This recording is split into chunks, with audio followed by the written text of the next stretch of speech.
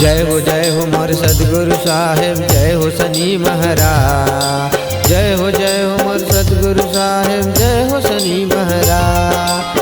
तुहर दोनों जन के आशीर्वाद मिल जाते गुरु, मोला मोला मोला कर जती गुरु।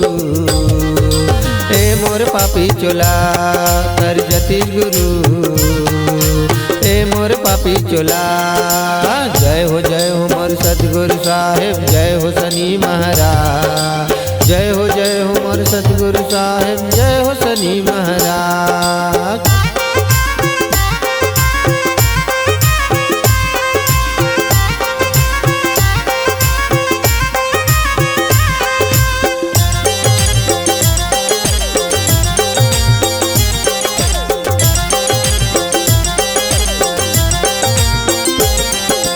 कबीर कुल माँ जन्म ले दोनों के कर लाऊं भक्ति। कुलदीप मोरे गोत हवाई तब जीव के जलायो ज्योति। कुलदीप मोरे गोत हवाई तब जीव के जलायो ज्योति।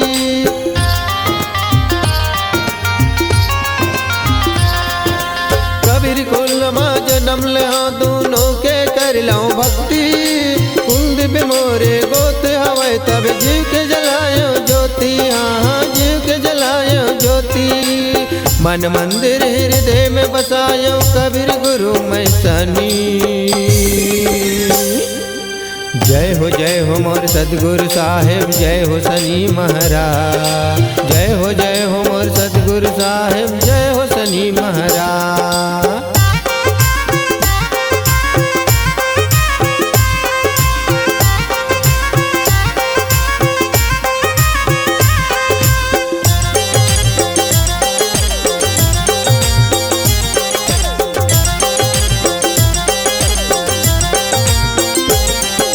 ग्रहों में सबसे बड़े ग्रह है कहते शनि देवा।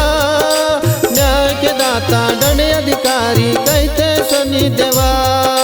न्याय के दाता दंड अधिकारी कहते शनि देवा।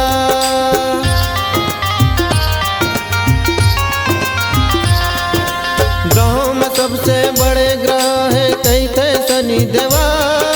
न्याय के दाता दंड अधिकारी कहते शनि देवा, शनि देवा। मन मंदिर हृदय में बसायो कबीर गुरु मैं शनि। जय हो मोर सतगुरु साहेब, जय हो शनि महाराज। जय हो मोर सतगुरु साहेब, जय हो शनि महाराज।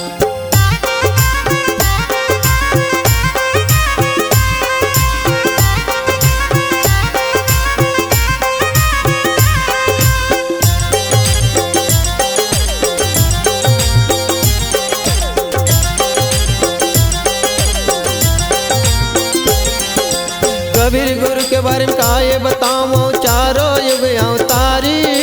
नर नारी और ऋषि मुनि जानत है देवता सारी।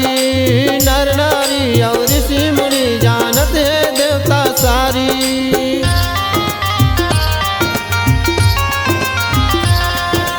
कबीर गुरु के बारे में काये बताओ, चारों युग अवतारी। नर नारी और ऋषि मुनि जानत है दुनिया सारी, जानत है दुनिया सारी। नाम लेवत मान हरिहर होवे दूब लागा भाई। जय हो मोर सतगुरु साहेब, जय हो शनि महाराज। जय हो मोर सतगुरु साहेब, जय हो शनि महाराज। तुहर दोनों जन के आशीर्वाद मिल जाते गुरु, मोला मोला मोला कर जती गुरु। ए मोर पापी चोला कर जती गुरु, ए मोर पापी चोला।